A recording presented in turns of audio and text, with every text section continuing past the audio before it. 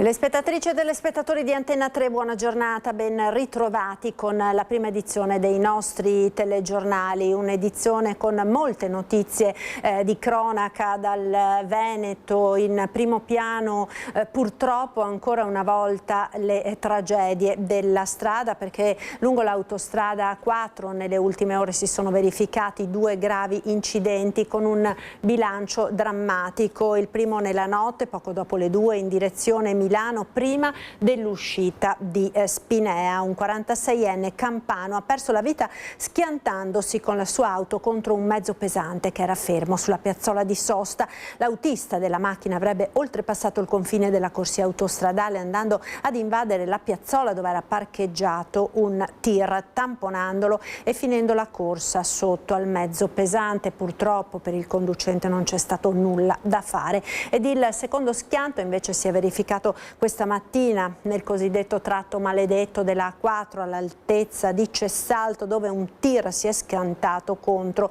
una bisarca. Sul posto i vigili del fuoco che hanno provveduto ad estrarre dall'abitacolo uno degli autisti rimasto incastrato in seguito all'impatto. L'uomo, sempre cosciente, è stato stabilizzato sul posto dal personale sanitario del SUEM 118, intervenuto anche con l'elisoccorso. Ovviamente ci sono stati disagi alla circolazione, tra l'altro questi sono gli ennesimi incidenti che si verificano sull'autostrada A4 negli ultimi giorni. Ma la cronaca di oggi ci parla ancora una volta di furti nella Marca trevigiana, davvero martoriata dai ladri nell'ultimo periodo. Siamo a Nervesa della Battaglia, ci aggiorna in diretta Christian Arboit. Buongiorno Christian.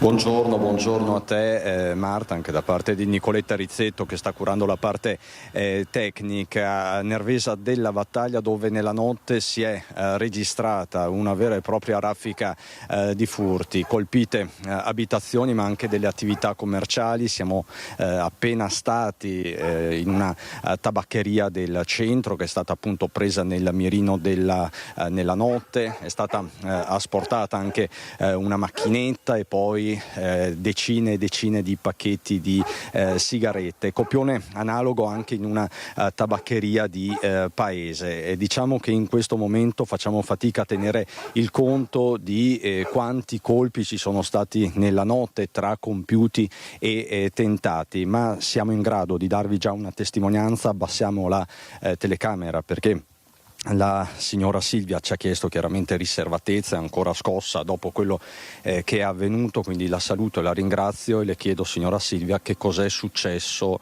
ieri sera, se non sbaglio verso le 11:30. Sì, ci siamo accorti solo andando a letto che le porte delle camere erano state chiuse e nell'aprirle abbiamo trovato tutto rovesciato. Quindi i ladri sono entrati in azione con voi in casa? In casa, sì, e non abbiamo sentito nulla. Quindi era aperta la porta, hanno forzato qualche serramento? Da una finestra che era stata lasciata socchiusa per il caldo e sono riusciti ad entrare in casa nonostante il cane da guardia non abbiamo sentito nulla, e la sorpresa l'abbiamo avuta quando siamo saliti al piano di sopra. Cosa avete trovato? Il soqquadro? Sì, tutto aperto, tutto rovesciato a terra, hanno aperto tutti gli armadi, hanno spostato il letto, toccato le coperte, comodini, tutto, hanno preso e proprio rovesciato tutto a terra. Hanno rubato qualcosa in particolare? A prima vista no.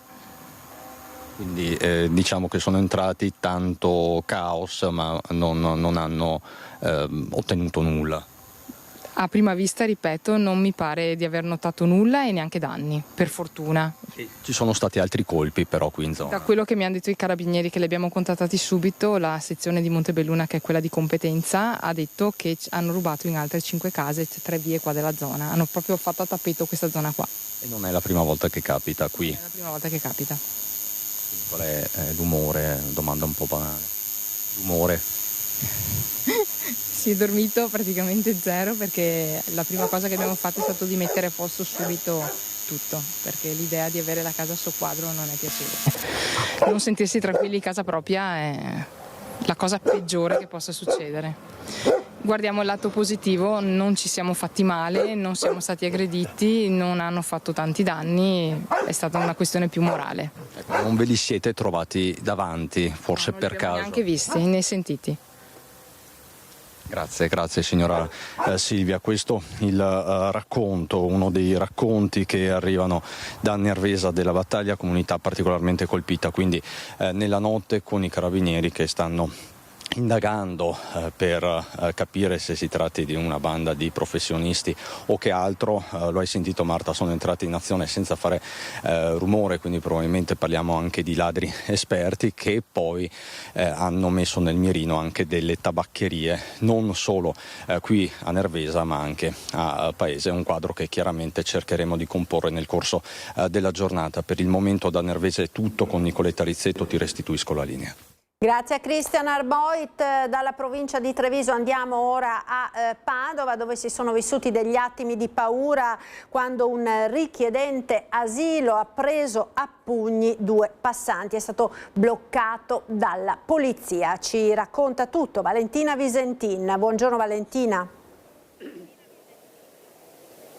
Sì, buongiorno da Padova. Ieri proprio intorno alle 11 del mattino qui tra Piazza della Frutta e via Marsilio da Padova, siamo nel centro storico della città, si sono vissuti attimi di paura perché questa persona, un 34enne nigeriano con lo status di rifugiato politico, all'improvviso ha colpito un 37enne padovano che stava uscendo da un negozio, l'ha colpito con un pugno sferrato all'addome. E le urla disperate di questo 37enne hanno richiamato l'attenzione dei tanti passanti ma anche dei tanti commercianti, perché noi ci troviamo proprio nel centro di Padova, che sono arrivati in soccorso del 37enne. Un altro cittadino padovano, un 42enne che era a passeggio con la figlia, ha cercato di aiutare il 37enne aggredito, ma è stato a sua volta colpito da un pugno ad un occhio e poi anche da sputi. Tanti commercianti che sono intervenuti e hanno chiamato la polizia, che una volta giunta sul posto è riuscita a bloccare l'aggressore. Si tratta di un 34enne con lo status di rifugiato politico, però già noto alle forze dell'ordine per numerosi episodi non solo di violenza ma anche di spaccio, violenza sessuale, resistenza a pubblico ufficiale, furto e rapina. Non è escluso che ieri dalla descrizione di alcuni commercianti che hanno assistito alla scena pare che forse stesse per compiere un furto e per questo era stato avvicinato appunto da queste persone che hanno tentato di bloccarlo, ma ovviamente sono ricostruzioni che ci hanno fatto alcuni testimoni della scena. Quel che è certo è che l'uomo è stato bloccato dalla polizia, portato in questura. Per lui il questore di Padova Marco Dorisio ha disposto il foglio di via da Padova per 4 anni. Non solo, ha anche allertato l'ufficio immigrazione, che ora ha fatto richiesta alla commissione territoriale di Roma per rivedere la sua pratica, il suo status di rifugiato politico. Da Padova è tutto, la linea può tornare allo studio. Grazie Valentina Visentin. Noi torniamo nel Trevigiano per una vicenda che ha davvero scosso l'intera regione, con il grave episodio di bullismo che ha visto protagonisti 2 fratelli 14enni picchiati. Uno è stato spogliato ed umiliato da un branco di adolescenti. Sul fatto indagano i carabinieri, che hanno già identificato 8 dei 10 bulli. A raccontare l'accaduto sono i genitori, che hanno deciso proprio di denunciare pubblicamente perché fatti di questo genere non accadano più. Attirati con l'inganno in un campo, derubati dei cellulari e dei soldi, costretti a spogliarsi, una volta rimasti in mutande, spinti ed obbligati ad addentrarsi tra le piante di soia fino a raggiungere gli irrigatori a pioggia che li hanno bagnati con il forte getto d'acqua, il tutto tra le risa e le bestemmie di un gruppo di bulli che hanno filmato la scena con il cellulare. Vittime 2 gemelli 14enni, le violenze tra Coneglianese e Vittoriese. I ragazzini, tornati a casa fradici e sotto shock, hanno in parte raccontato l'accaduto ai genitori, che hanno appreso la reale gravità dei fatti quando sono andati a denunciare dai carabinieri. Mio figlio, quando comincia a parlare davanti ai carabinieri, che loro sono bravi a fare domande,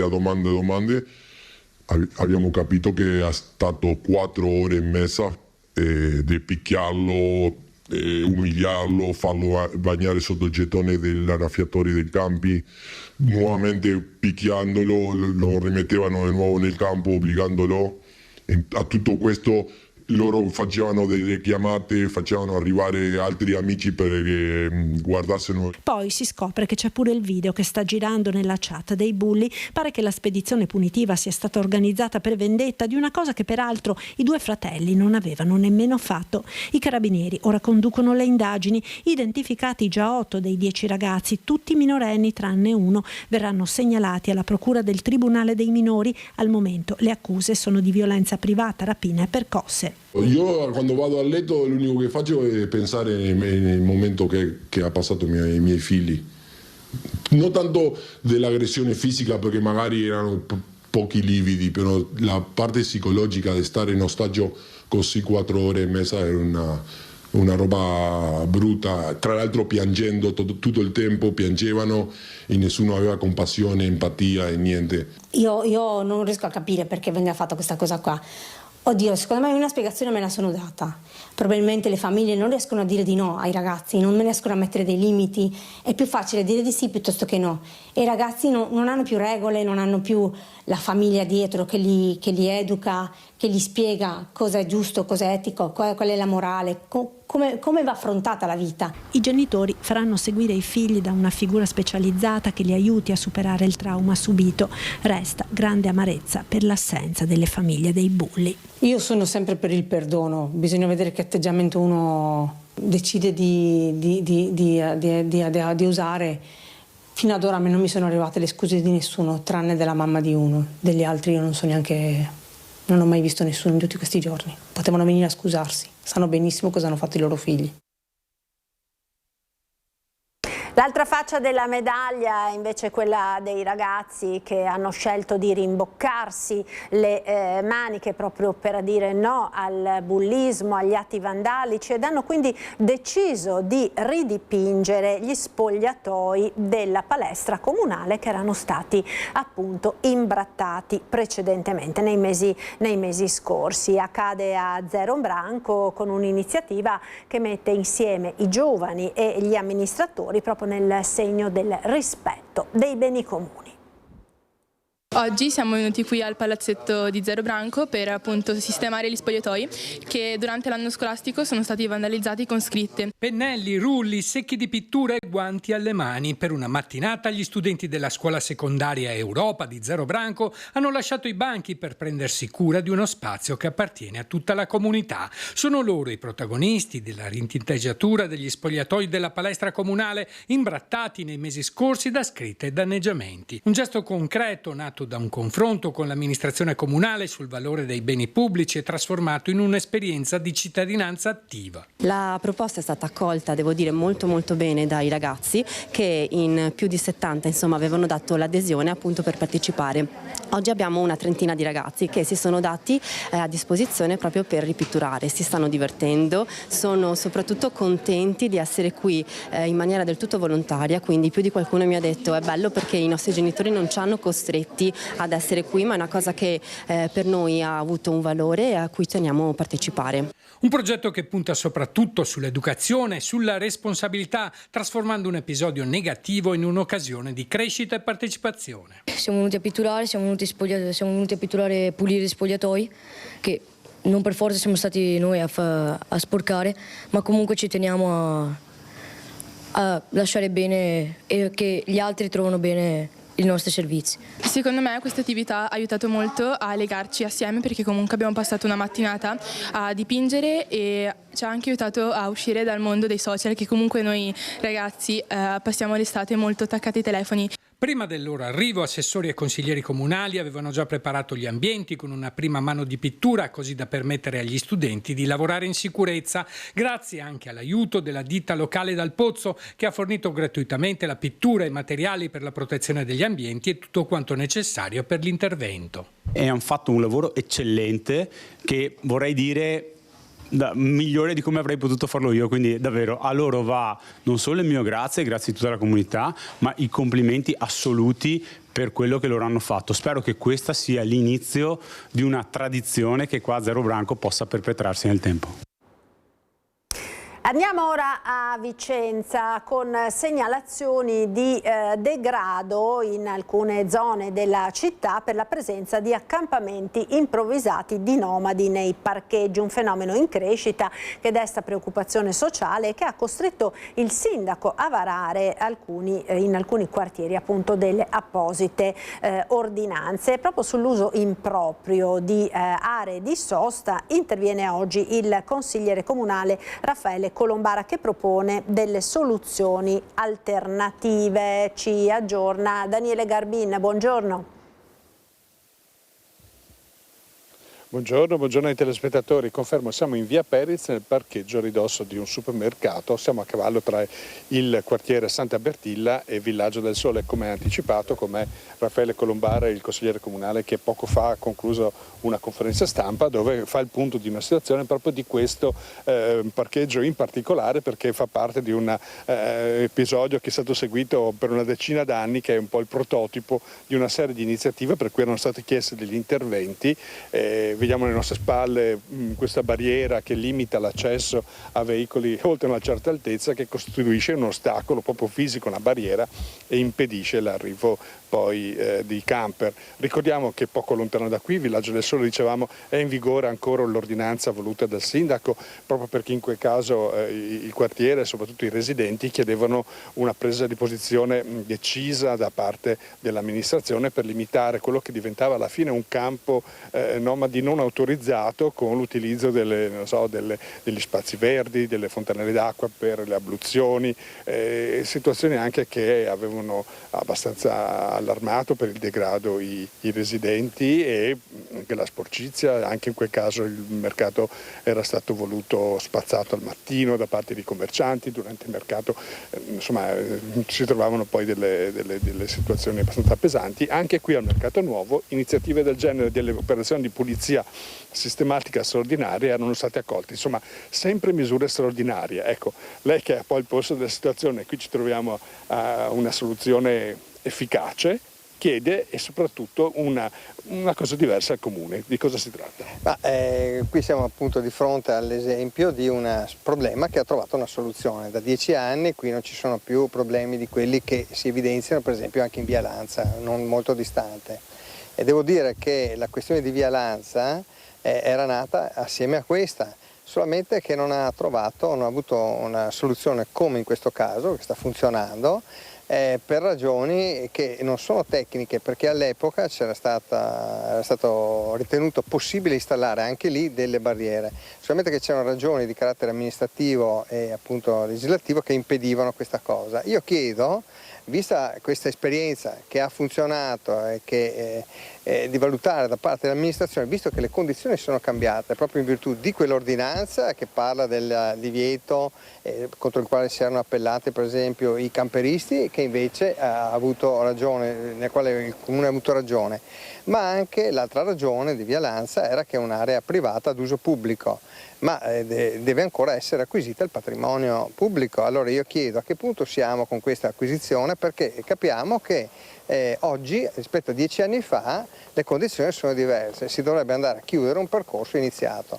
Nell'interesse di chi? Nell'interesse naturalmente dei residenti, dei commercianti, che giustamente hanno diritto a una condizione di vita civili, insomma, no? Ma anche dei stessi nomadi, che i ragazzini devono essere seguiti, devono avere un percorso scolastico, eccetera. Ascolti, il fenomeno a Vicenza come lo definirebbe? Siamo in che fase? Abbiamo visto via via magari le spedizioni di questi agglomerati e magari una diffusione più capillare, pochi camper, però crea un allarme sociale in tutti i quartieri. Ecco, potrebbe essere questa una soluzione anche per contrastare questo uso, da una parte l'ordinanza, dall'altra le barriere fisiche. Io credo appunto, come lei dice, che la soluzione sia sempre naturalmente delle norme, l'applicazione delle norme, quindi i controlli che devono essere fatti e che sono fatti, ma anche misure anche fisiche che in qualche maniera impediscono di poi il proliferare di questo fenomeno che c'è in tante parti. Oggi non è più massiccio come una volta, però in tante piccole situazioni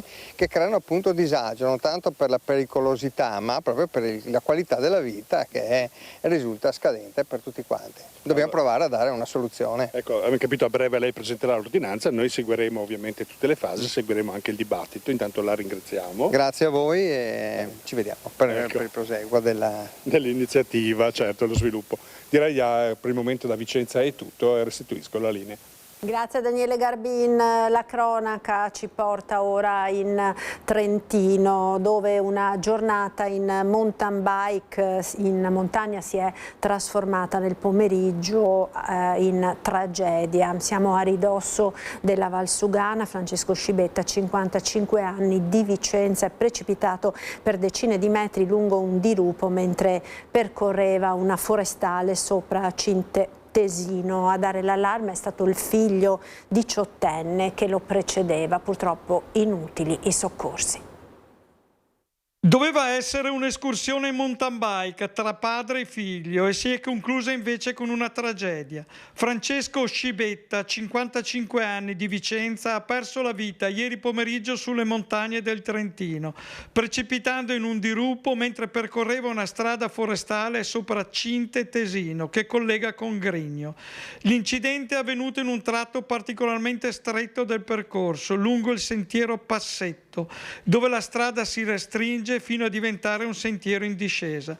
Secondo una prima ricostruzione, l'uomo avrebbe perso il controllo della bicicletta finendo fuori dal tracciato e precipitando per circa 80 metri lungo il versante. A lanciare l'allarme è stato il figlio, 18enne, che pedalava davanti al padre. Non vedendolo più arrivare, è tornato indietro ed ha scoperto che l'uomo era scomparso dal sentiero. Immediata la chiamata al 112 con l'intervento dell'elicottero del soccorso alpino, dei tecnici della stazione di Tesino, dei vigili del fuoco e del personale sanitario. Le operazioni di ricerca sono state particolarmente difficili per la fitta vegetazione e la conformazione impervia del terreno. Dopo circa un'ora il corpo del ciclista è stato individuato nel fondo del dirupo, in una zona boscosa e difficilmente accessibile. Per Scibetta purtroppo non c'era più nulla da fare.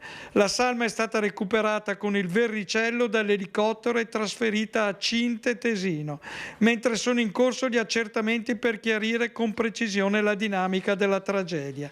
La Procura di Trento ha aperto un fascicolo, una tragedia che riporta alla memoria il drammatico incidente avvenuto meno di 2 mesi fa sulle montagne del Pasuvio, dove persero la vita alcuni giovani alpinisti.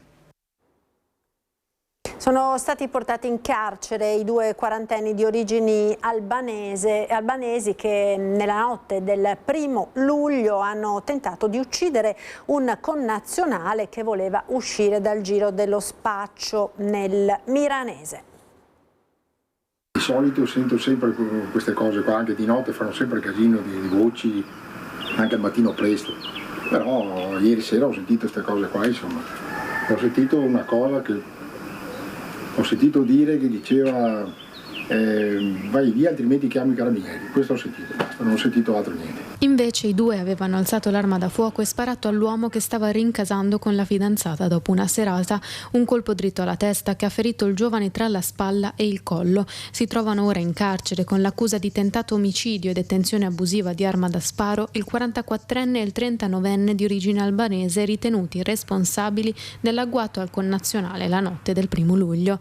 A ricostruire i movimenti dei 2 assalitori i carabinieri di Mestre con il nucleo investigativo del Comando di Venezia e un'unità cinofila di Torreglia che hanno eseguito l'ordinanza di applicazione della custodia cautelare in carcere. Il movente del tentato omicidio, l'organizzazione della rete di spaccio nel Miranese da cui la vittima pare volesse tirarsene fuori, decisione che i 2 indagati non condividevano, da qui le minacce di morte iniziate già a febbraio fino all'aggressione del 1° luglio. I 2 uomini sono stati portati, uno alla casa circondariale di Venezia e l'altro a Padova. Le indagini erano scattate la notte stessa dell'agguato. I carabinieri avevano trovato a casa i 2 uomini e nelle loro auto munizioni dello stesso calibro del colpo che aveva ferito la vittima, nonché materiale riconducibile a una presunta attività di spaccio. Resterà chiuso ancora per quasi 2 mesi il bar di via Chiesa Nuova a Padova, diventato negli ultimi tempi un punto di riferimento per spaccio e criminalità. Il TAR del Veneto ha respinto il ricorso del titolare.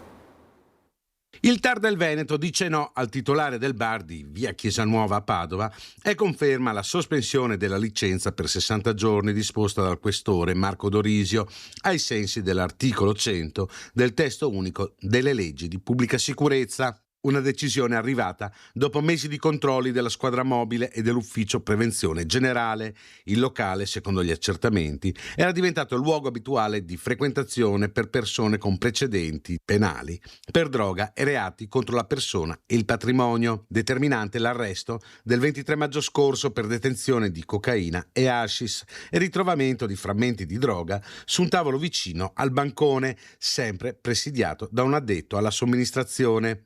Nella ricostruzione hanno pesato anche le segnalazioni dei cittadini arrivate tramite l'app YouPoll. Il provvedimento era scattato la sera del 26 maggio, 9 giorni dopo il titolare aveva ottenuto dal TAR la sospensiva e riaperto il locale. Ma il 1 luglio i giudici amministrativi hanno bloccato il ricorso e ieri pomeriggio la polizia ha notificato la sentenza al gestore. Dei 60 giorni previsti, il bar ne aveva scontati solo 9, dovrà restare chiuso quindi altri 51 giorni. Maltratta la madre per 2 anni, arrestato mentre la prende a botte il figlio 20enne, è accaduto a Este. Quando i carabinieri sono intervenuti stava picchiando per l'ennesima volta la mamma che da tempo era vittima della sua violenza. La donna è stata salvata dai militari intervenuti dopo l'allarme lanciato da un familiare e hanno arrestato così il figlio 20enne. L'intervento ad Este, le urla disperate della donna picchiata brutalmente dal figlio hanno attirato l'attenzione di un parente che ha dato l'allarme. Quando i carabinieri sono intervenuti, il ragazzo appena 20enne stava infierendo sulla madre. Per questo è stato arrestato in flagranza per maltrattamenti. Le botte e le vessazioni però andavano avanti da almeno 2 anni, ma la mamma, unica familiare vittima dei suoi soprusi, non aveva mai denunciato il figlio. I no-TAV sono terroristi, vanno usati i cecchini, fanno discutere le parole shock del deputato di Futuro Nazionale Gianangelo Boff, parole pronunciate in diretta nel corso di Ring.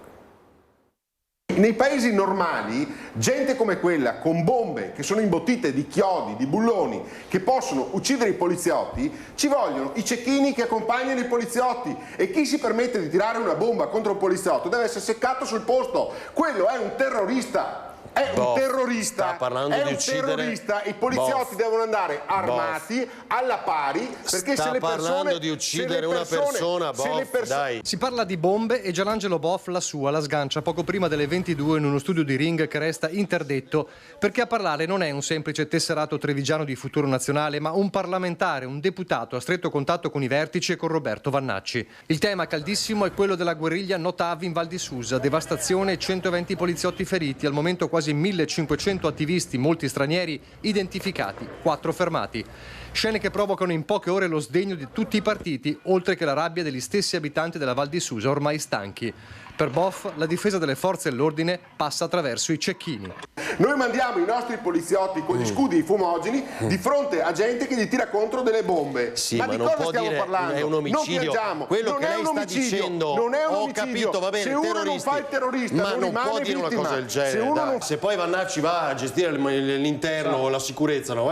Non potete andare con questa ricetta, sparare alle persone, capisci? Chi aggredisce le forze dell'ordine con armi è un'altra cosa.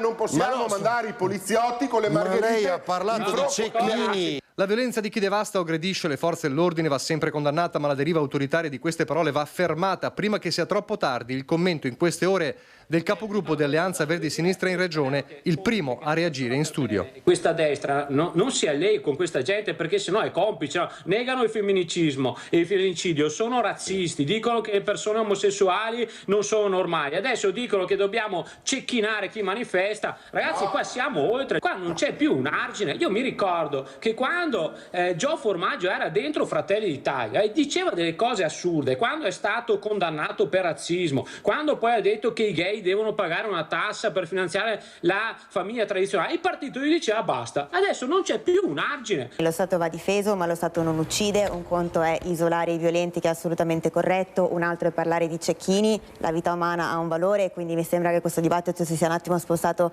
su dei valori che io non condivido. Un certo imbarazzo traspare in studio soprattutto dai possibili futuri alleati del centrodestra.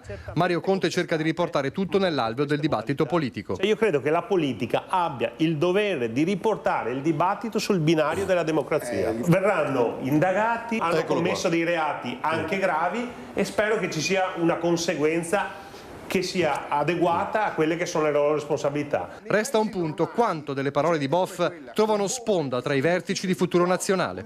Questa idea qua ne avete discusso? Cioè, ma perché? Perché? Avete visto? Perché? Cioè, lei è parlamentare di Vannacci. Cioè, avete visto quelle immagini lì e vi siete iscritti nella chat, ha sentito il generale. No, mi deve dire se questa roba è condivisa. Non l'avete condivisa. 100. Non l'avete condivisa. Ma non è una proposta shock. Dobbiamo difendere le nostre forze dell'ordine. Ma non possiamo su mandare questo io vorrei vedere chi non è d'accordo. Ma non è certo sui cecchini. E fioccano le reazioni alle parole di Boff, sentiamo. Sono gravi le affermazioni di Boff? Beh, sono gravissime, bisogna che tutto il mondo della politica prenda distanze da affermazioni di questo tipo, è una deriva autoritaria veramente senza senso. Penso che si debba scusare pubblicamente e capire la gravità enorme delle frasi che ha pronunciato. Cosa pensa delle affermazioni di Boff? Che sono irricevibili e sono drammaticamente irricevibili. Perché l'ha detto secondo lei? Ma perché all'interno di Futuro Nazionale c'è la gara a chi è più cattivo. Insomma, Boff io me lo ricordo, non gli faceva mai anche un gatto, adesso improvvisamente è diventato l'uomo, no, della paura, c'è la gara a chi la spara più grossa, a chi è più cattivo, c'è questa cosa qua per avere un posto al sole. È stata un'uscita sicuramente fuori luogo, una sparata, come ne abbiamo viste tante negli ultimi periodi. Ovviamente si cerca il consenso a tutti i costi perché fra un anno ci sono le politiche, però ecco, dobbiamo tornare tutti con i piedi per terra. Sicuramente è bene ricordarlo, quei manifestanti sono dei manifestanti che in passato si sono dimostrati aggressivi, violenti, anche e soprattutto nei confronti delle forze dell'ordine. Mio padre, come sapete, è un poliziotto, mi ha sempre insegnato il senso dello Stato e soprattutto che le forze dell'ordine non sono dei giustizieri, ma appunto difendono lo Stato e rappresentano lo Stato con la divisa.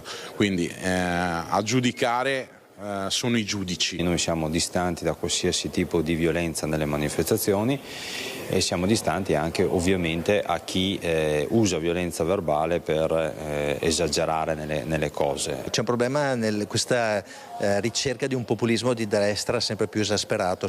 Penso che sia veramente pericoloso e grave perché si soffia, si mette benzina su dei problemi reali che ci sono, invece che cercare insieme di trovare soluzioni si fomenta una guerra di l'uni contro gli altri. Nel centrodestra c'è un serio problema di deriva populista verso destra. Sarebbe un errore drammatico perché noi non dobbiamo rincorrere nessuno, perché la nostra storia, la nostra esperienza, i nostri amministratori, quel simbolo che ci rappresenta, non hanno bisogno di rincorrere nessuno. E continuiamo con la politica, torniamo in Consiglio regionale dove c'è per noi Filippo Fois. Anche oggi una giornata contrassegnata dalla politica, una politica questa volta tutta interna alla Lega. Filippo, a te che cosa sta succedendo?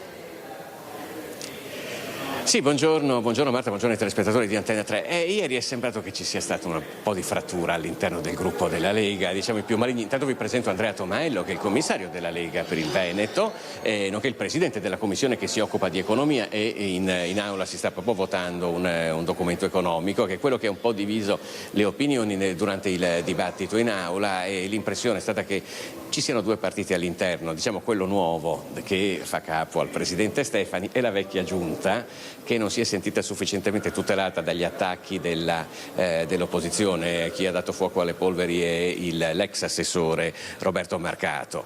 È vero che esistono due leghe, gli zaiani contro gli stefaniani? No, io penso che esista solo una lega, che sia quella rappresentata in questo momento da Matteo Salvini come segretario federale, e poi naturalmente dei rappresentanti che abbiamo in regione, da Alberto Stefani, Luca Zaia, tutti gli assessori, tutti gli assessori precedenti, i consiglieri, quindi non penso ci siano divisioni su questo.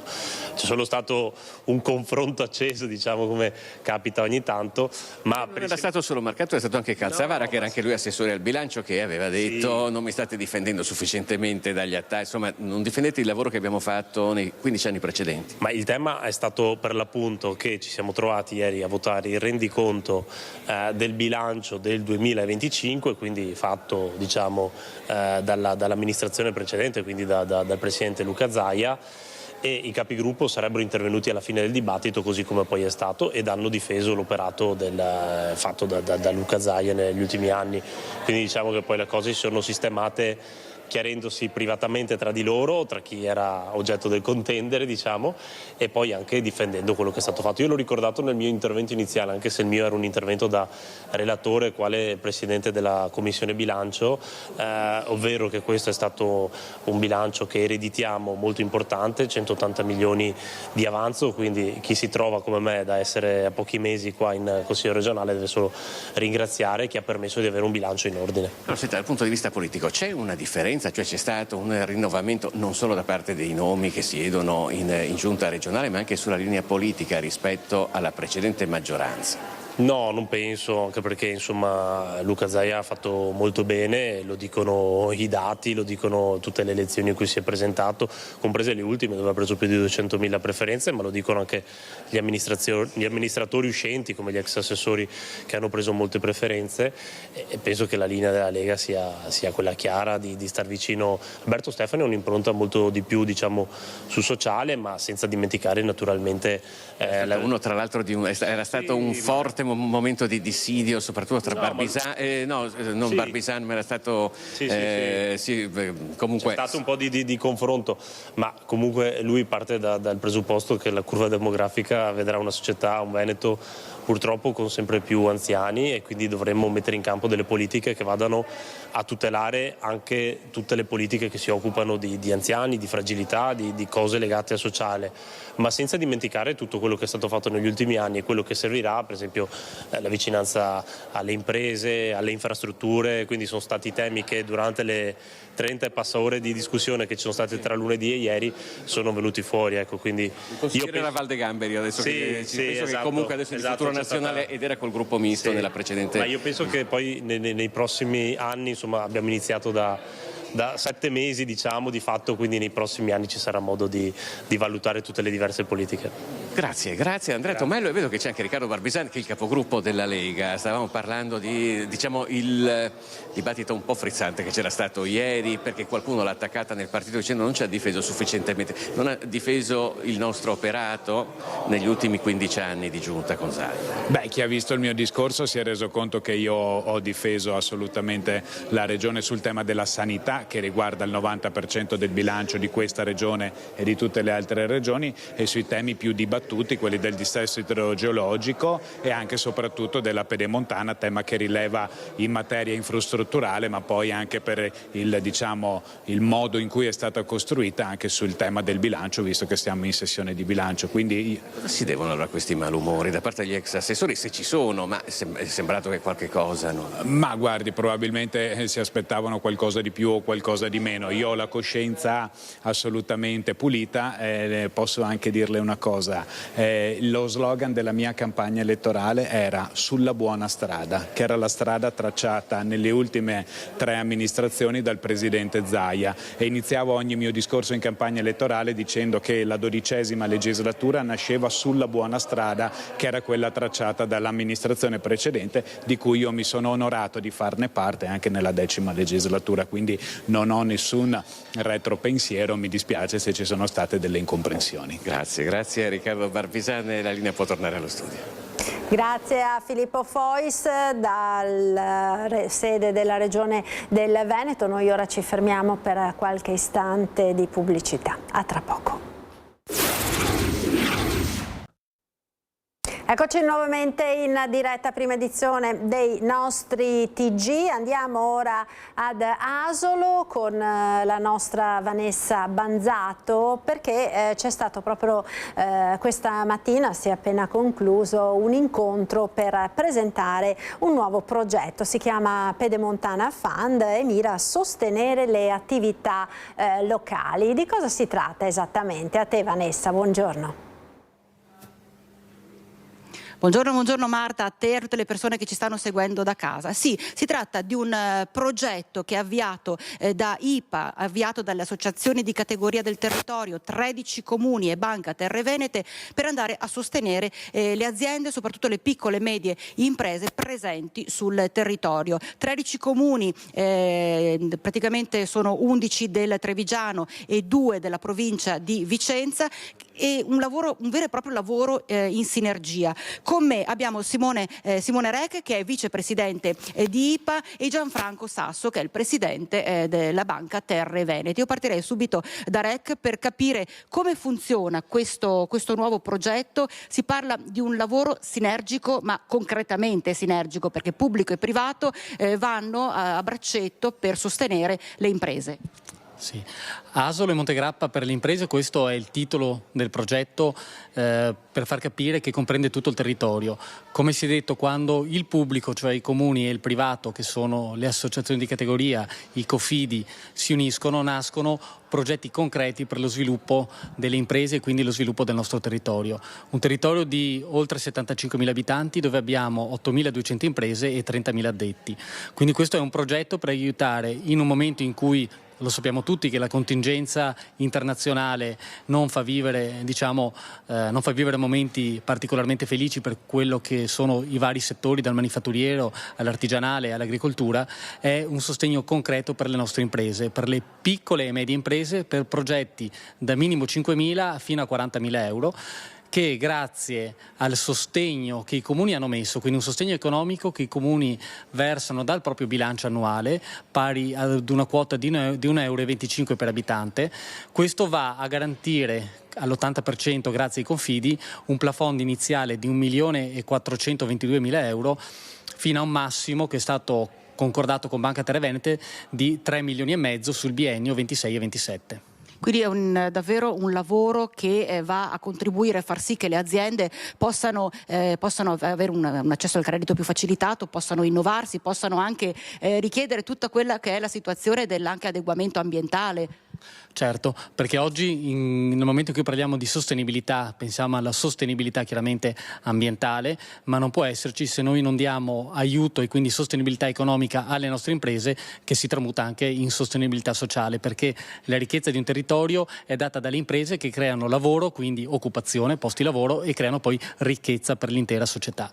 Gianfranco Sasso, come la banca può venire incontro alle aziende? Ma la banca qui, il suo compito certamente è quello di fare il suo mestiere bene e di sostenere l'economia reale, perché poi è da qui che si crea anche lo sviluppo del territorio. Noi nello statuto abbiamo scritto di operare anche per una crescita sostenibile del territorio, e questo progetto va in questa direzione, perché coinvolge tutti gli attori che sono interessati alla crescita delle comunità, i comuni, le associazioni di categoria, gli istituti di garanzia, la banca. Quindi questo obiettivo è proprio quello le aziende oggi, specie le più piccole, sono un po' demotivate ad investire, sono demotivate nella situazione di incertezza che porta un po' a questo disordine internazionale che c'è, e quindi hanno bisogno di avere sì il credito per poter investire, ma anche di essere indirizzate,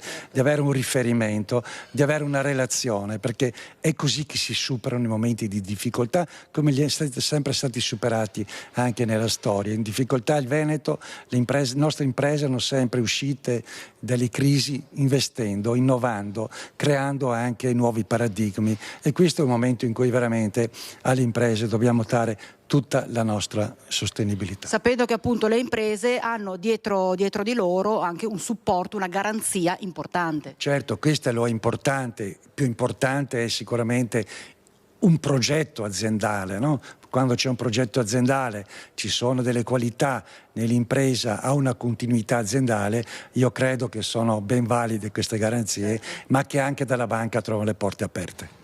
E quando partirà questo progetto?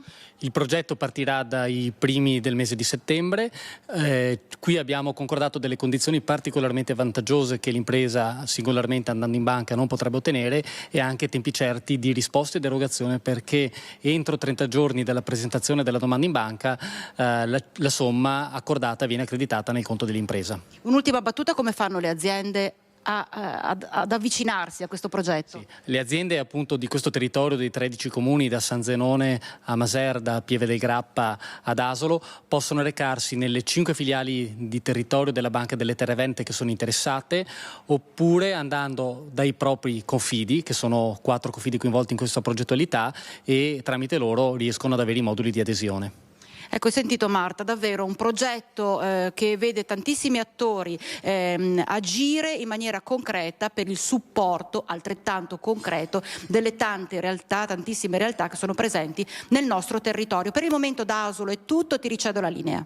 Grazie Vanessa Banzato, noi ora proseguiamo ancora con la politica, con un tema di grande attualità che è quello del rimpatrio dei minori non accompagnati, un tema sul quale è tornato il sottosegretario alla giustizia Ostellari nel corso di Ring. Potrebbero arrivare nuove disposizioni in materia di rimpatrio per i minori stranieri non accompagnati. Ad annunciarlo durante la trasmissione Ring di Antenna 3 condotta da Ferdinando Avarino, il sottosegretario alla giustizia Andrea Ostellari, parlando del nuovo decreto legge in materia di immigrazione e giustizia che dovrebbe approdare nell'aula del Senato questa settimana e che allinea l'ordinamento italiano alle regole del patto europeo sulla migrazione e l'asilo. Qui la Lega vuole inserire la proposta di rivedere la procedura per il rimpatrio assistito volontario dei minori stranieri non accompagnati, spiega Ostellari. La nostra intenzione è quella innanzitutto di abbassare l'età, quindi non più garantire una protezione totale al minore straniero non accompagnato che arriva nel nostro paese fino ai 21 anni, ma ad esempio portarla ai 19, se non anche ai 18, e già lì abbiamo un notevole risparmio. Poi però vogliamo che quei minori stranieri non accompagnati che commettono reati nel nostro paese e che non vengono qui per mancanza di una famiglia di origine, ma vengono qui con ben altre intenzioni, siano riaccompagnati a casa. Attualmente la legge Zampa del 2017 garantisce il divieto assoluto di respingimento dei minori stranieri non accompagnati.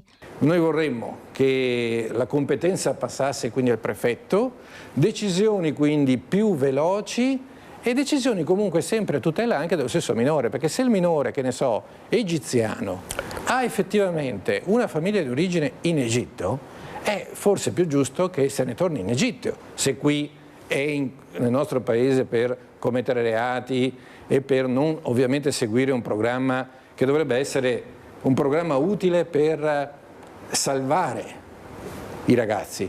Noi vogliamo salvare i ragazzi, ma salviamo quelli che però lo meritano. All'interno degli istituti penitenziari minorili, continua poi Ostellari, la metà della popolazione è composta da minori stranieri non accompagnati. Gli istituti penali minorili, che noi tra l'altro abbiamo aumentato, abbiamo aperto altri 3 nuovi istituti penali minorili con spazi, con tutte le attività rieducative possibili e immaginabili, ma il 50% è formato da minori stranieri non accompagnati e sono solo adesso, oggi, il 13.000. Da 20.000 siamo passati a 13.000 a livello nazionale di presenze.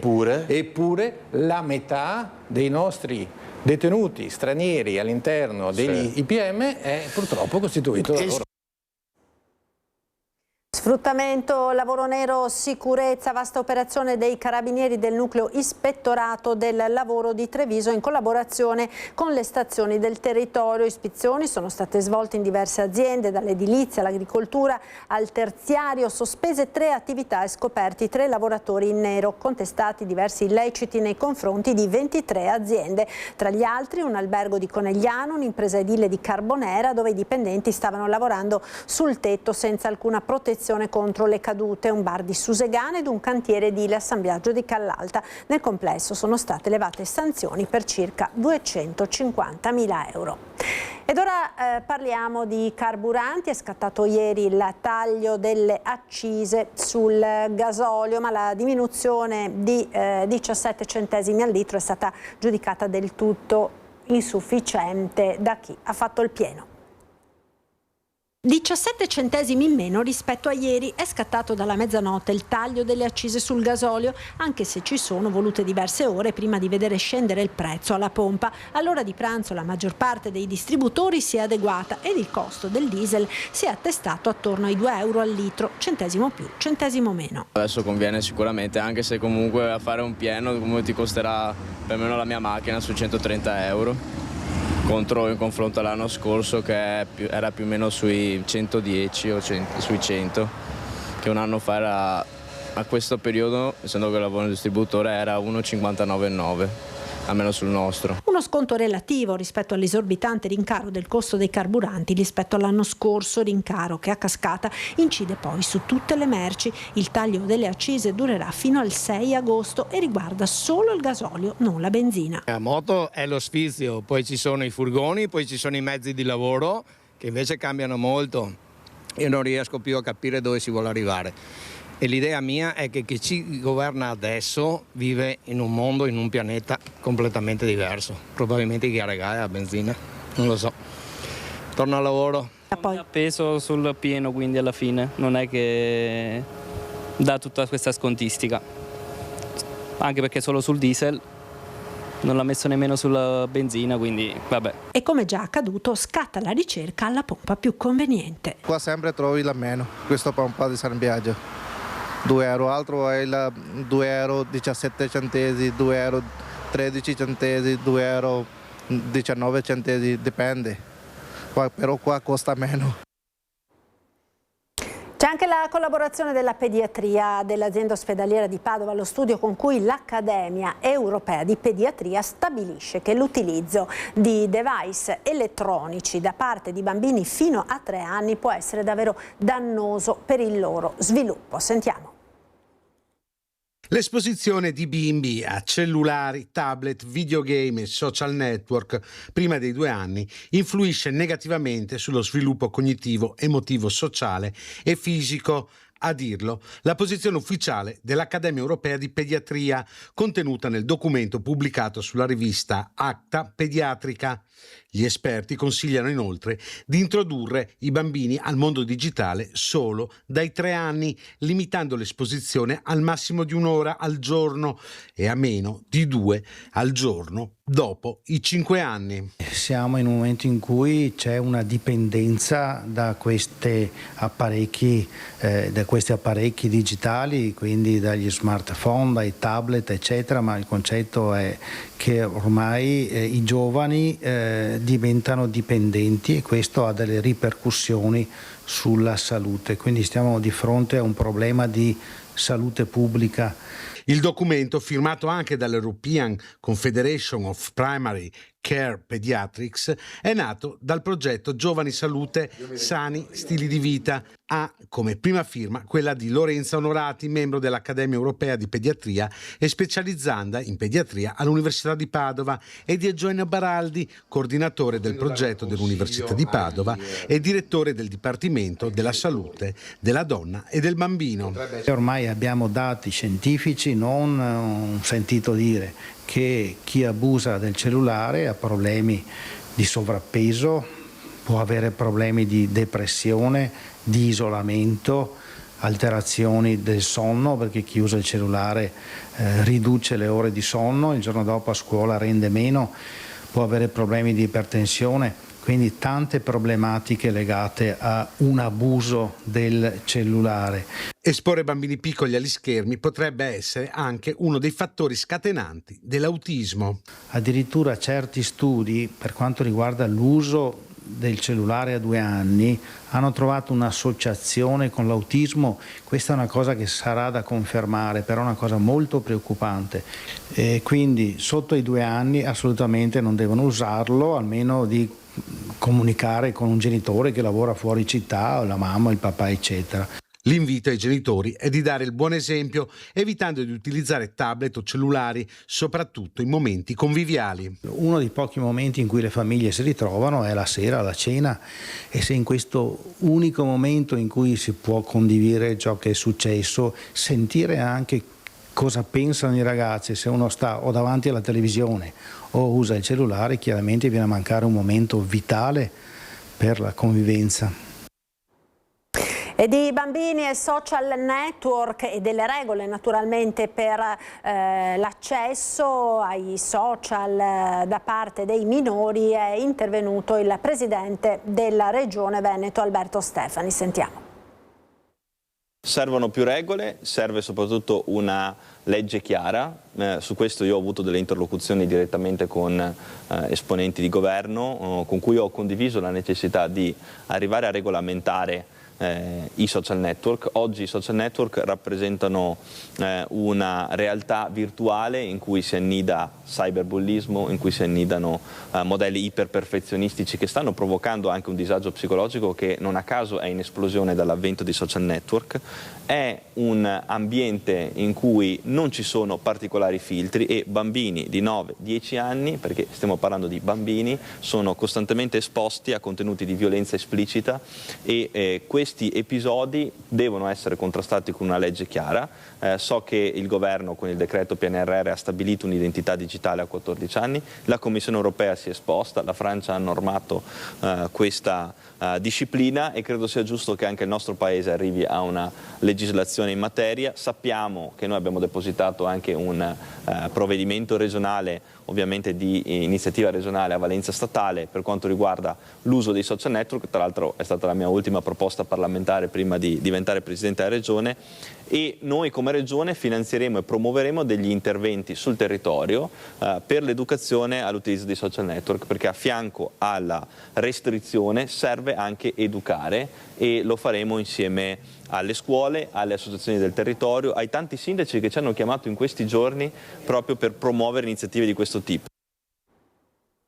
Parliamo ora di sicurezza in montagna, abbiamo in collegamento, lo ringrazio per essere con noi, il vice delegato del soccorso alpino delle Dolomiti Bellunesi Dimitri De Gaulle. Buongiorno, grazie per essere con noi in queste giornate calde e purtroppo le previsioni ci preannunciano l'arrivo di un'ondata di calore ancora più forte di quelle che hanno caratterizzato la prima parte dell'estate. La montagna è presa d'assalto dai turisti che soggiornano nelle varie strutture ricettive, presa d'assalto dai pendolari che soprattutto nei fine settimana affollano le nostre Dolomiti. Ebbene, è proprio di queste ore un allarme che è stato lanciato dai geologi circa il rischio di frane legato proprio alle temperature altissime che si stanno registrando con il permafrost, quindi quello strato di ghiaccio perenne che si trova in profondità delle montagne, che si sta sciogliendo e che quindi rischia di innescare dei crolli e dei movimenti franosi. Quindi De Gaulle, diciamo, in questo momento così di grande afflusso di persone sulle Dolomiti, quali sono le raccomandazioni, le vostre raccomandazioni? Sì, buongiorno e grazie a voi. Come ha giustamente detto, le alte temperature che stanno caratterizzando ormai da qualche settimana tutto l'arco alpino, si pensi che oggi lo zero termico sulle Dolomiti Bellunesi è dato a 4.600 metri, ieri era a 4.800 metri. Vuol dire che la temperatura non scende sotto lo zero in aria libera alla stessa quota della cima del Monte Bianco. Addirittura sulle Alpi lo zero termico è addirittura più alto, intorno ai 5.000 metri. Questo significa appunto che durante la notte non c'è più quell'azione di rigelo notturno degli strati anche profondi di ghiaccio che tengono in qualche maniera saldate le rocce. Lo si è visto all'inizio di luglio sulle pareti nord delle Alpi, che ci sono stati dei grandi crolli sia di ghiaccio che di rocce.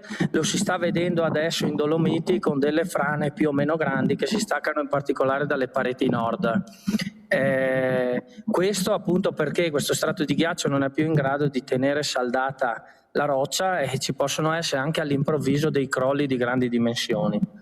Associati questi ai grandi temporali estivi, queste alte temperature chiaramente fanno sì che masse di roccia o anche di ghiaioni alla base di questi si possano mettere in movimento e rappresentare un grave pericolo per gli escursionisti. Quello che noi consigliamo è quello di, soprattutto come ho detto sui versanti nord dove l'effetto del caldo va ad agire su questi strati profondi di ghiaccio, di tenere sempre molto alta l'attenzione e laddove i sentieri attraversino ghiaioni o comunque passino alla base delle pareti essere veramente molto attenti e accorti a ogni singolo movimento o rotolamento di rocce che possono provenire dall'alto e che possono magari preannunciare dei crolli più importanti.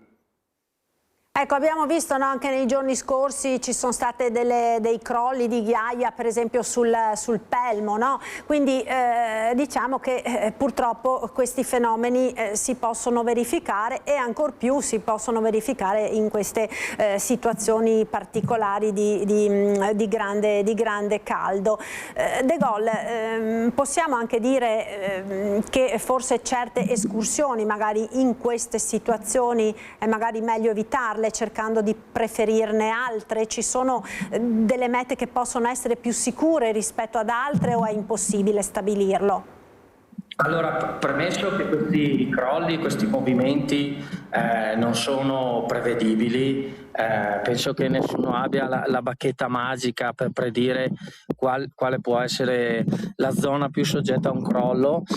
Di certo questi, almeno per statistica lo vediamo, sono movimenti più frequenti sui versanti nord delle montagne, che sono saldati ancora da questi strati, come ha detto lei, di permafrost o di ghiaccio interno alla parete, che viene scaldato, riscaldato e sciolto e quindi crea più facilmente distacchi. Ovvio che sui versanti sud questo è già avvenuto magari anni o secoli fa e quindi i versanti nord notoriamente sono anche più dolci. Se voi pensate all'orografia delle Dolomiti, quasi sempre le pareti nord sono delle pareti verticali, mentre le pareti sud hanno un'orografia molto più dolce e meno aggettante, dovuta proprio al fatto che i crolli sono meno frequenti.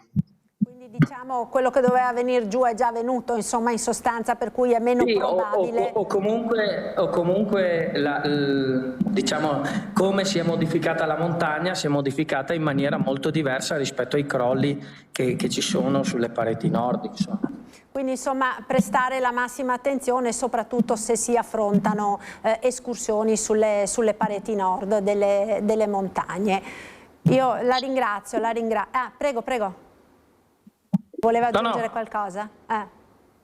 No, quello che sta dicendo lei, appunto, in questi giorni di grande caldo, è ovvio che sulle pareti nord si trova refrigerio, si trova temperature più miti, però dobbiamo veramente prestare attenzione. Per gli escursionisti, soprattutto a tutti quei sentieri che passano alla base delle pareti. Grazie, allora io la ringrazio per essere stato con noi, buon lavoro a Dimitri De Gaulle, vice delegato del soccorso alpino delle Dolomiti Bellunesi. Buon lavoro, grazie ancora. Grazie a voi, buon lavoro. Saluti, noi ora ci fermiamo per qualche istante di pubblicità, a tra poco. Eccoci di nuovo in diretta con la prima edizione dei nostri TG, dicevamo del caldo che sta per arrivare, la quarta ondata di calore di questa torrida estate 2026 inizia con oggi, da oggi scatta infatti sul Veneto l'allerta gialla emanata dalla Regione. La quarta ondata di calore è già qui. L'allarme regionale di allerta gialla per le alte temperature previste nei prossimi giorni è di massima attenzione sia per il caldo che anche per i possibili temporali locali molto intensi. La temperatura media regionale è superiore ai 23 gradi. Il picco arriverà il fine settimana, con temperature massime di 40 gradi e minime tra i 25 e i 26 gradi. In montagna raggiungeremo gli 8-9 gradi superiori alla media. È chiaro che con queste temperature quello che viene richiesto è un'attenzione soprattutto per le fasce orarie dove c'è maggior calore e soprattutto per le fasce più deboli della popolazione. Nel Trevigiano attese temperature superiori ai 39 gradi. I valori massimi della temperatura sono in crescita, sono evidenti, si porteranno velocemente a 37-38 gradi, forse 39 questo fine settimana e i primissimi giorni della prossima, però questa ondata di calore durerà almeno per tutta la prima decade di agosto. Chi sperava in una tregua è destinato a restare deluso, il caldo africano non mollerà e si preannunciano grandi problemi anche per il sonno, le notti saranno infatti con valori minimi molto alti. Non scenderemo nelle 24 ore, mai al di sotto dei 20 gradi. Questo ci porta a dire che avremo prolungate notti tropicali, anzi in diversi giorni non scenderà mai al di sotto la temperatura di 25 gradi, quindi avremo notti super tropicali, insomma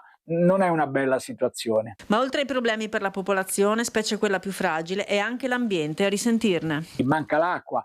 Già da molti giorni, da molte settimane piove poco, i temporali che localmente avvengono fanno più danni che altro, mancano molte precipitazioni sui rilievi, sulle montagne e lì sono un serbatoio anche per l'acqua in pianura, quindi questo è un altro problema, ripeto, preoccupante. Non piove e non pioverà almeno per diversi giorni, salvo qualche temporale cosiddetto di bel tempo, di calore, che ripeto non risolve nulla. La sanità, ora questa mattina l'ULSS Dolomiti ha fatto il punto sul complesso sistema dei pronti soccorso. Ci aggiorna Tiziana Bolognani. All'ospedale di Belluno, quartier generale dell'azienda sanitaria della ULSS Dolomiti, per fare il punto sull'attività dei 4 pronto soccorso, quello di Belluno, quello di Feltre, quello di Agord e quello di Pieve di Cadore, ognuno con le proprie specificità, numeri importanti, ma prima ancora di numeri ci sono le persone, lo ha ricordato bene il direttore generale Achille Di Falco, che oggi ha raccontato assieme ai suoi collaboratori qual è il valore di questo lavoro, ma soprattutto quanto è necessaria ancora oggi l'appropriatezza delle cure, vero? Il tema è esattamente questo, abbiamo un valore della squadra che deve essere rappresentato e deve essere riconosciuto, i numeri già ci danno queste indicazioni, ma i nostri professionisti hanno bisogno di potersi esprimere al meglio e quindi ritorno al concetto dell'appropriatezza. Presentare a voi questi dati, avete visto, notevoli, insomma importanti, che possono mettere sotto stress la nostra organizzazione, ha lo scopo di comprendere quali sia, diciamo, l'entità dell'attività dei pronto soccorsi, capire bene il concetto dell'hub and spoke, dove è fondamentale che ognuno sappia fare esattamente le cose che deve saper fare in quel contesto, indipendentemente che siamo ad Agordo o che siamo a Belluno, e questo a scopo, insomma, di dare la garanzia del servizio al nostro cittadino. Tra questi numeri c'è anche l'attività del volontariato, del soccorso, che è altrettanto importante. Abbiamo parlato di, diciamo, attività di gestione delle prime vie aeree, della circolazione e quindi anche del respiro. Queste cose devono essere garantite a tutti i livelli, sia che siamo in hub, sia che siamo in spoke, sia che siamo in nodo della rete e sia che siamo nel singolo territorio. Ecco, nei primi mesi del 2026 gli accessi al pronto soccorso sono stati più di 65.000 e possiamo dire che quasi il 70% ricadono vengono identificati come codici bianchi o verdi alla dimissione, per lo più bianchi naturalmente, e questo significa che all'utente è richiesto poi il contributo alla spesa sanitaria, cioè il cosiddetto ticket. Il futuro del pronto soccorso, dottor Di Falco, quale potrebbe essere o come diventerà o come lo immaginate? Ci immaginiamo una realtà che possa integrarsi ancora di più con i servizi territoriali. Non possiamo immaginare il pronto soccorso come unica fonte di risposta. Ecco che il grande lavoro che stiamo facendo con l'applicazione del DM77, quindi le case della comunità, e il rapporto con i pediatri libera scelta e con la medicina generale deve e può integrarsi con l'attività di pronto soccorso. il setting dei codici bianchi, va bene che trovino una risposta del pronto soccorso, ma come avete sentito parte di queste risposte potrebbero essere date tranquillamente con l'assoluta competenza dalla medicina generale e dalle case della comunità. C'è una novità che abbiamo appreso proprio in questi minuti, cioè quello di poter avere un ambulatorio infermieristico probabilmente entro brevissimo tempo per la rimozione delle zecche, che torna, problema che torna puntuale, anche perché puntuali e gravi sono le conseguenze, possono essere le conseguenze causate dal morso di zecca. Sì, grazie per questo esempio, mette in luce quanto il valore della squadra e lo sviluppo delle competenze di tutti i professionisti che fanno parte, in questo caso del pronto soccorso, possa aumentare l'efficienza. Nella fattispecie questo progetto, che di per sé non ha nulla di particolarmente innovativo, ma fa sì che alcuni professionisti in accordo con i medici possano occuparsi di questo aspetto, liberando da un lato insomma, il tempo clinico per il medico, ma dall'altro sviluppando le competenze, quindi è una logica win-win per i nostri cittadini. Amazon battuto in tribunale con una sentenza storica contro la gestione del sito logistico di Vigonza. Una lavoratrice negati turni di lavoro necessari per gestire la figlia appena nata. Una sentenza che farà giurisprudenza, quella emessa dal Tribunale del Lavoro di Padova contro il colosso dell'e-commerce Amazon per discriminazione indiretta di genere nei confronti di una lavoratrice madre che al rientro dalla maternità aveva subito una rigida organizzazione dei turni che non teneva conto della sua condizione di genitorialità. La causa è stata promossa da DL Cobas Padova, che ha affiancato la lavoratrice durante l'iter giudiziario. Si tratta di una lavoratrice madre e single. Avevamo chiesto appunto che potesse continuare con il suo turno, quello mattutino. L'azienda l'aveva messa anche al turno pomeridiano, cambiandogli di settimana in settimana, e lei era costretta a usare il congedo parentale per poter appunto coprire quegli orari nei quali doveva accudire la figlia, e quindi andare anche a perdere del salario, perché il congedo parentale sappiamo che purtroppo è solamente coperto al 30%. La lavoratrice, madre di una bambina dopo la maternità, aveva richiesto una turnazione mattutina, una soluzione che era compatibile con l'organizzazione del sito logistico che ha sede a Vigonza, ma l'azienda ha rifiutato la richiesta. Molto spesso questo atteggiamento che hanno queste aziende, perché poi non ce l'ha solo Amazon, induce le lavoratrici madri, che sono le prime ad essere colpite, a dover rassegnare le dimissioni, a dover scegliere tra lavoro e la gestione della vita familiare. E questa sentenza invece è molto importante, perché va a sancire il fatto che comunque la cura dei figli e la cura della famiglia abbia pari valore. Le aziende non possono interferire rispetto a questo. La sentenza dispone la cessazione del comportamento discriminatorio, l'assegnazione della lavoratrice al turno richiesto e il risarcimento del danno patrimoniale derivante dalla perdita della retribuzione. Il giudice ha stabilito che lei possa tenere il turno dalle 6 alle 14, quindi abbia il diritto anche a poter avere anche una vita familiare, quindi a gestire anche la propria figlia come dovrebbe essere. Sono stati presentati in Regione i risultati dei controlli sulla presenza di PFAS negli alimenti di origine animale. Su 156 aziende agrozootecniche, solo 8 hanno sforato i limiti di concentrazione e la loro attività è stata temporaneamente sospesa. Sentiamo l'intervista alla dottoressa Francesca Russo. Il fatto che sia molto in diminuzione rispetto a 10 anni fa significa che le aziende sono più attente, oppure che c'è una minore concentrazione di PFAS nel territorio dopo 10 anni? Io direi tutte e due. Infatti quello che noi oggi vi presenteremo innanzitutto è come le concentrazioni sono calate nell'uomo, che rappresenta, diciamo, il vero elemento significativo, perché la persona ha bioaccumulato nell'organismo quello che c'era presente nell'ambiente, negli alimenti e nell'acqua potabile principalmente. Quindi quando calano queste concentrazioni, principalmente nell'acqua potabile, ma poi anche negli alimenti, anche negli ambienti in cui le persone vivono, questo è già rappresentativo del fatto che è diminuita la contaminazione. Dall'altro chiaramente ci sono le norme, ci sono i controlli e c'è secondo me anche un'assunzione di responsabilità da parte dei produttori, perché ogni produttore non vuole mettere in pericolo la propria azienda innanzitutto, e poi ha un senso di responsabilità nell'ambito di quel territorio che è stato colpito da questa contaminazione, che ha portato sicuramente ad una pratica migliore e soprattutto ad avere tutte le accortezze che sono previste insomma dalle norme. In centro storico a Padova ora, dove approfittando delle minori presenze in questo periodo nel cuore dell'estate sono partiti i lavori per la ripavimentazione delle piazze cittadine.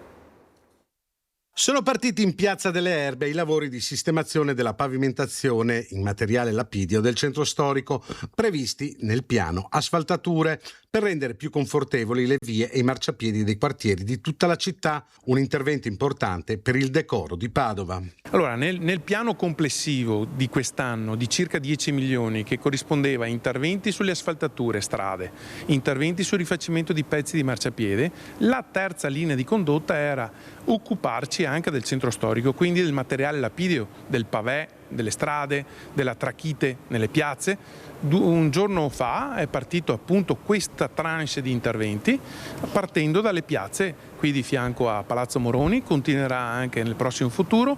Sono intanto 500.000, ma poi ne seguiranno altri interventi. Lavori pensati per il periodo estivo, visto il minor passaggio di persone, lavori per il decoro, ma anche per la sicurezza dei cittadini. E per caratterizzare una città che deve essere sicura, sia in termini di abbattimento delle barriere architettoniche, perché in quel caso il pavè o le lastre in trachite, se ne manca una, si forma una vera e propria buca di qualche centimetro e diventa anche un pericolo, sia per gli utenti in generale, i cittadini, e per i tanti turisti che frequentano la città. Cerchiamo di migliorarla in tutti gli angoli visuali, dal centro storico alle periferie e ai quartieri.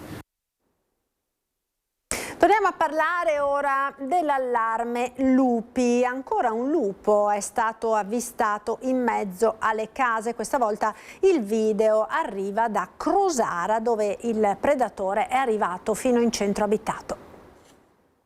Lupi in pianura, lupi in montagna e ora di nuovo lupi anche a Crosara. Nella frazione di Marostica, appollaiata a metà costa dell'altopiano, si è fatto vivo un giovane lupo che poche ore fa è stato visto correre nella via che dal centro abitato conduce a San Luca. L'animale è passato davanti a un panificio correndo fra le case, spaventato da un'automobile il cui conducente si è fermato a fare questo video. I residenti sono spaventati perché ormai la presenza del predatore è confermata tanto a Vallonara quanto a Valle San Floriano e Crosara, e la gente teme che questi esemplari possano diventare confidenti con tutti i rischi del caso. La cultura, ora verrà restaurato il Teatro Olimpico, il primo teatro stabile coperto al mondo, progettato da Andrea Palladio, monumento nazionale e patrimonio UNESCO. È stato presentato il programma dei lavori, vediamo. Teatro Olimpico chiuso per un anno per restauro. È una notizia eccezionale per Vicenza, la città del Palladio, il grande architetto, colui che progettò il primo e più antico teatro stabile coperto dell'epoca moderna. Il monumento nazionale nella lista dei patrimoni dell'umanità dell'UNESCO verrà rinnovato. Alla fine del 2027 inizieranno i lavori con l'obiettivo di proteggerlo e valorizzarlo. Entro la fine del 2027 partirà un importantissimo cantiere al Teatro Olimpico per dargli lunga vita e andare a diminuire il rischio sismico e anche il rischio antincendio di questo che è uno dei patrimoni più importanti dell'umanità e della nostra città. Il restauro e i rinforzi antisismici valgono 1.745.000 euro, interamente finanziati dal Ministero della Cultura. Per le telecamere a infrarossi contro il rischio incendio c'è invece un finanziamento di 250.000 euro del Comune di Vicenza. I lavori dureranno un anno, durante il quale il teatro non sarà accessibile né alle visite né ovviamente potrà ospitare gli spettacoli che troveranno spazio in altre sedi. La nota dolente è che il Teatro Olimpico ovviamente dovrà rimanere chiuso per un periodo, la chiusura è prevista per la fine del 2027, quindi riusciamo a fare le prossime 2 stagioni di ciclo di spettacoli classici ma anche molto altro. L'obiettivo di oggi era comunicarlo con 1 anno e mezzo di anticipo per lavorare assieme alle associazioni del territorio ed essere sempre in questo dialogo su tutto quello che succede. Gli interventi si concentreranno dal punto di vista antisismico sulla parte delle scene scamoziane, che sono state individuate quelle con una maggior criticità, e i lavori prevederanno un rinforzo delle pareti, del tetto, dei solai, delle capriate, in modo tale da dare una maggior staticità all'edificio e quindi una maggior capacità di rispondere ad eventuali eventi sismici. Al contempo andremo a inserire una serie di telecamere infrarossi centralizzate su tutto il Teatro Olimpico, in modo tale da dare avvisi e segnalazioni immediate in caso di un incendio all'interno del teatro, e quindi di poter intervenire con prontezza ed efficacia. A Treviso ora è stata presentata l'8ª edizione dell'Edera Film Festival, manifestazione dedicata al meglio del cinema under 35. 36 film con 6 lungometraggi e 6 documentari, 12 opere nella sezione Focus Nord-Est con proposte che arrivano da tutto il mondo. L'8ª edizione dell'Edera Film Festival rimette al centro il contemporaneo, sperando che qualcuno dei giovani possa avere il successo che partendo da qui hanno avuto Francesco Sossai, regista del pluripremiato Città di Pianura, o i fratelli di Innocenzo, o anche la catalana Carla Simon, Orso d'Oro a Berlino. Da non dimenticare che tutti gli autori saranno sempre presenti in sala. È bellissimo avere proprio il loro sguardo, la freschezza di uno sguardo sul mondo e anche la possibilità di dialogare con loro, perché sono ospiti del cinema, quindi al termine delle proiezioni il pubblico ha modo di conoscerli, di aprire un dibattito e di portarsi a casa degli spunti di riflessione. Poi 2 panel sulla pace e focus su temi come la leadership femminile, cui il festival è molto legato. Con un panel che vedrà protagoniste Marinella Sartori e Marina Collautti di Wiser Italia nella giornata di giovedì, e a seguire la proiezione di un bellissimo documentario, Fora Palmonti, Passi rimasti, che racconta la storia delle Sedonere, queste donne anziane che dalla Valcellina partivano, scendevano in pianura per sostenere l'economia familiare vendendo alcuni prodotti artigianali. E infine ultimo panel in ordine cronologico, sabato, dedicato alla sostenibilità ambientale. Tutti i convegni sono ad ingresso gratuito, mentre per i biglietti dei film è previsto un contributo. Il cinema come presidio di cultura e socialità, tema che è caro sia alla Regione sia alla Film Commission, che sta per emanare un bando per lo sviluppo, sia all'amministrazione, nonostante manchi sempre un cinema in città. E spesso si è visto che dallo sviluppo poi alcuni che hanno particolarmente, diciamo così, proprio anche capacità, in un certo senso anche imprenditoriale oltre che autoriale, potranno e riescono ad accedere al mondo dei finanziamenti e della produzione. Quindi noi ringraziamo questo festival perché risponde a una tematica di grande attenzione sul cinema, e anche Treviso che è stata, ricordiamo, in questi ultimi anni anche sede di importanti set.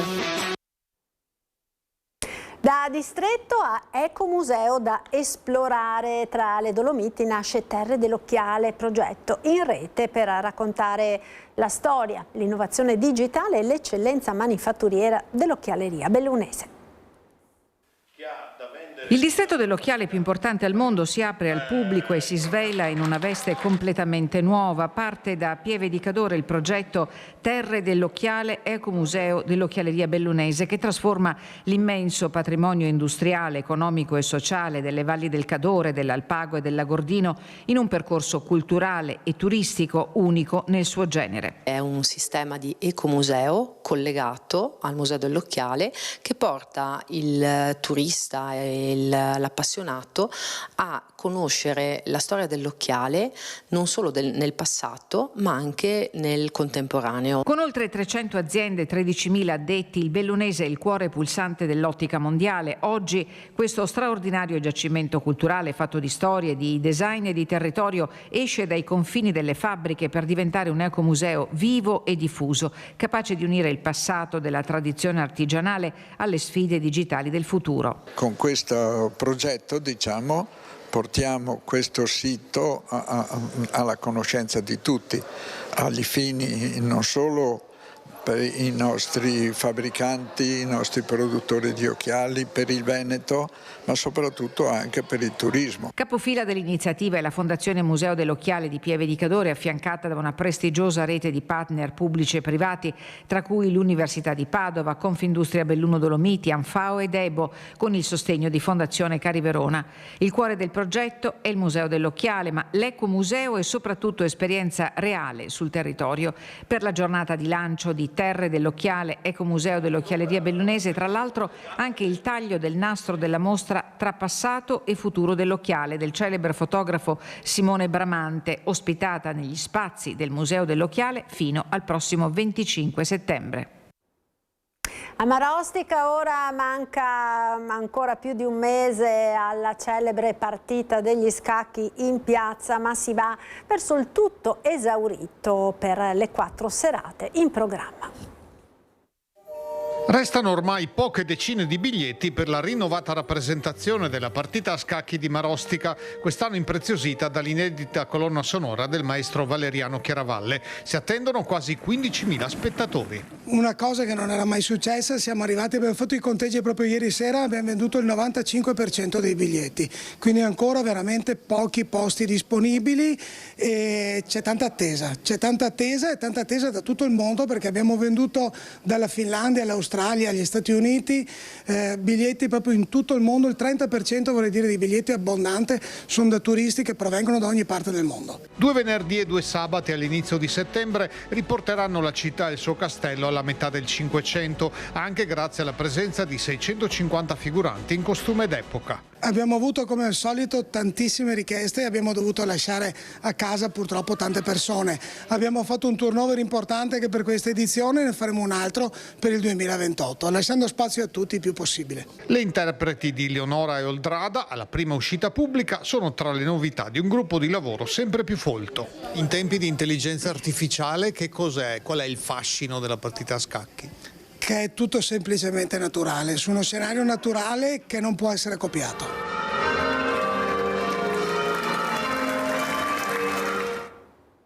Ed era questo l'ultimo servizio per questa edizione regionale dei nostri TG. Io vi ringrazio per essere stati con noi come sempre. Vi ricordo dopo la sigla l'appuntamento con le previsioni del tempo del nostro meteo. A tutti un buon pomeriggio.